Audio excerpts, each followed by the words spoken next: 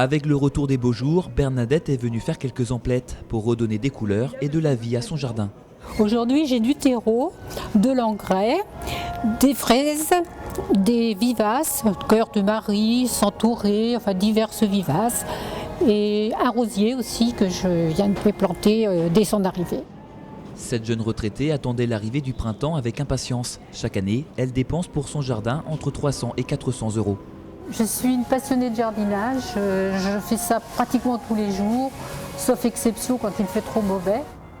Comme Bernadette, 30% des Français jardinent tous les jours et c'est en mars que les affaires reprennent. Nous avons 1700 m² de terrain, tant en fleurs qu'en potager. Donc ça va être le moment. Avec les beaux jours, on va commencer à jardiner. On commence à faire les premières plantations. Donc je renouvelle un peu la terre pour pouvoir faire mes semis d'ici 15 jours ou 3 semaines. Avec un chiffre d'affaires avoisinant les 2 milliards d'euros en 2014, la vente de végétaux reste stable en France. Pour les professionnels du secteur, c'est maintenant que tout se joue.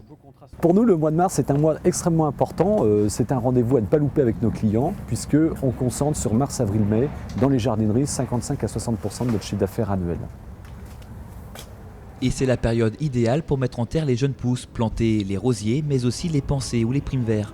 Dans les jardins, la mode est à la mixité.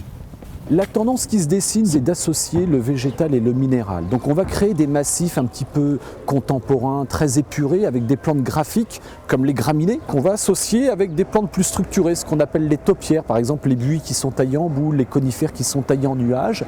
Et on va créer justement ces contrastes entre des feuillages très souples qui vont bouger avec le vent et des formes beaucoup plus rigides. Un rayon de soleil, quelques degrés de plus au thermomètre, la belle saison a débuté. Pour les amoureux de la terre, reste désormais à semer, planter, biner et tailler.